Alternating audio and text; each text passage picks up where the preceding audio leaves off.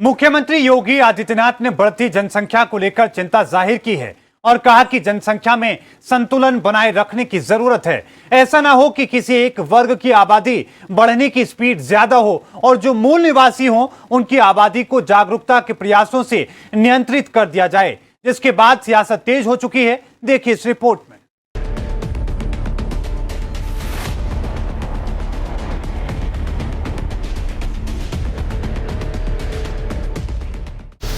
बढ़ती आबादी पर सियासत भारी। क्या एक वर्ग की बढ़ रही है आबादी? जनसंख्या पर नियंत्रण जरूरी या सियासी मजबूरी? देश में जनसंख्या तेजी के साथ बढ़ती जा रही है और बढ़ती जनसंख्या पर चिंता भी हो रही है और सियासत भी। आलम यह है कि मुख्यमंत्री योगी आदित्यनाथ बढ़ती आबादी पर चिंता जताते हैं और कहते हैं कि एक वर्ग की संख्या बढ़ती है तो ऐसे में अराजकता जन्म लेने लगती है। लेकिन जनसांख्यिकी असंतुलन की स्थिति भी न पैदा होने का है।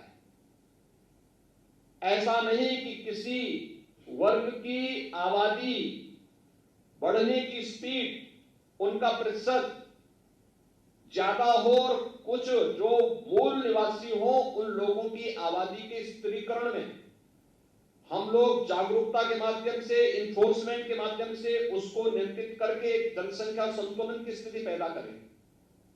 और यह एक चिंता का विषय है हर एक उस देश के लिए जहां पे जनसंख्या संतुलन की स्थिति पैदा होती है, जनसांख्यिकीय संतुलन की स्थिति पैदा होती है। रिलीजियस डेमोक्रेसी पर इसका विपरीत असर पड़ता है, फिर वहां पर एक समय के बाद अव्यवस्था और अराजकता जन्म लेने लगती है। सीएम योगी के इसी बयान पर अब सियासत तेज हो गई है और ऐसे में अज़ुद्दीन ओवैसी हमला कर रहे हैं और सवाल खड़े कर रहे हैं। ओवैसी ने ट्वीट करते हुए लिखा कि वर्ल्ड पॉपुलेशन डे पर संघी फेक न्यूज फैलाने में समय बिताएंगे। सच्चाई ये है कि मोदी के शासन में भारत के युवा और बच्चों का भविष्य अंधकार में है। भारत के कम से कम आधे युवा बेरोजगार हैं। भारत दुनिया में सबसे अधिक कुपोषित बच्चों का घर है। भारत की प्रजनन दर प्रतिस्थापन स्तर के नीचे है। कोई जनसंख्या विस्फोट नहीं है।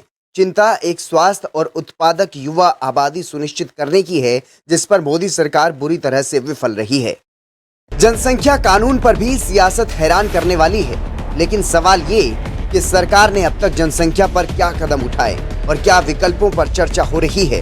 बीते साल अगस्त के महीने में Uttar Pradesh state law commission ने जनसंख्या नियंत्रण नीति को लेकर एक ड्राफ्ट मुख्यमंत्री को सौंपा था और अब इंतजार है कि इस जनसंख्या नियंत्रण नीति को प्रदेश में आखिर कब लागू किया जाएगा। इस मसौदे में कई अहम बातें कही गई थी, जिसमें यह साफ तौर पर है कि जिनके 2 से ज्यादा बच्चे होंगे उन्हें सरकारी नौकरी नहीं दी जाएगी और जो सरकारी नौकरी में होंगे उन्हें प्रमोशन नहीं मिलेगा। और ऐसे में क्या जनसंख्या पर नियंत्रण जरूरी है या फिर सियासी मजबूरी? Bureau report, R9 news.